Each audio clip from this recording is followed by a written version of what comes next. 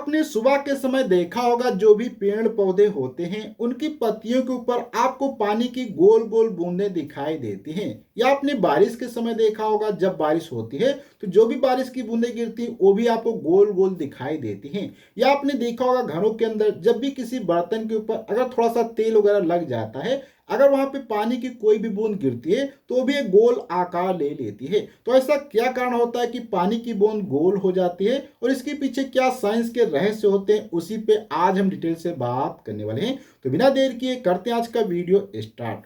तो यहाँ पे हम सबसे पहले समझते हैं कि पानी की बूंद अगर गोल होती तो उसके लिए दो कंडीशंस हो सकती हैं। सबसे पहला कंडीशंस हो सकती है कि वो मान लो कोई वातावरण के अंदर रखी है, अर्थात जब मान लिया बारिश होती है, जैसे इस प्रकार से हमारा एटमॉस्फेयर है, तो यहां से जब बारिश होगी आकाश से तो यहाँ पे बूंद आप देखेंगे किसी के ऊपर नहीं रखी होगी। तो एक तो ये कंडीशन हो सकती है, तो यहाँ पे पानी की बूंद आपको गोल दिखाई देगी। दूसरा कारण हो सकता है कि मान लो आपके पास कोई भी एक बर्तन है, जैसे कि सपोज करो यहाँ पे मैंने क्या है एक ये बर्तन ले लिया इस प्रकार से। इस बर्तन के अंदर अगर यहाँ पे आप कोई बूंद पानी की रखेंगे तो यहाँ पर भी ये पानी की बूंद गोल हो सकती है, लेकिन यहाँ पे गोल होने के लिए थोड़ा सा कारण अलग रहेगा और यहाँ पे कारण अलग रहेगा।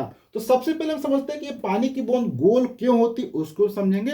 उसके बाद हम देखेंगे कि आकाश में क्यों गोल हो जाती है, या किसी पेड़ या पौधे के पत्तियों पे या किसी बर्तन के अंदर क्यों गोल हो जाती है।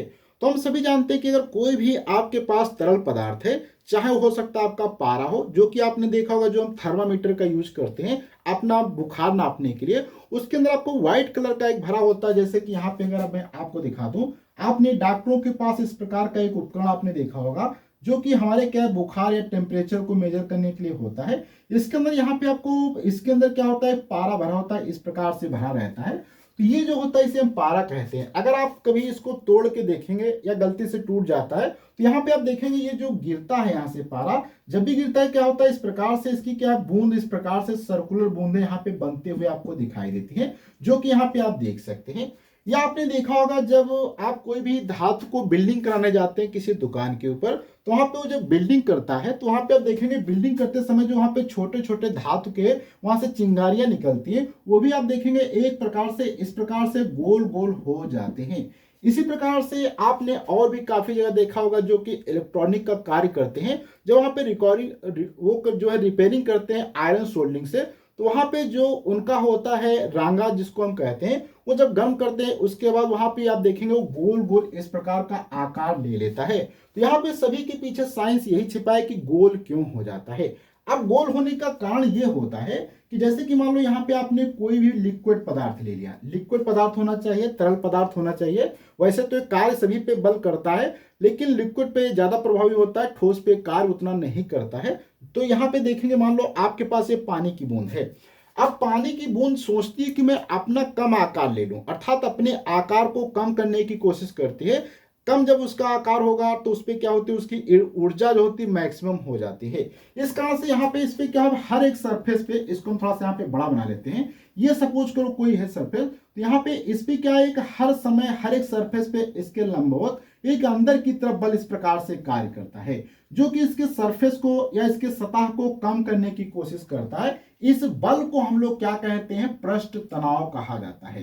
क्या कहा जाता है, इसे हम पृष्ठ तनाव कहते हैं। ये पृष्ठ तनाव के कारण ही क्या है, ये बूंद अपने आकार को कम करने की कोशिश करती है और ये बल सभी डायरेक्शन से लगता है, जिस कारण से क्या होता है, ये बूंद गोल हो जाती है। जैसे कि आपने आकाश से बारिश की बूंदें देखी होंगी, वो गोल हो जाती हैं। या यहाँ पे पारा जब टूटता है तो देखेंगे उसकी भी बूंदें गोल हो जाती हैं। या आपने जो आयरन सोल्डरिंग करते हैं या बिल्डिंग करते हैं, उनकी जो यहाँ से चिंगारियां निकलती हैं, छोटे छोटे जो आयरन के मेल्टेड पदार्थ गिरते हैं उधर उधर, वो भी यहाँ पे गोल आपको दिखाई देते हैं।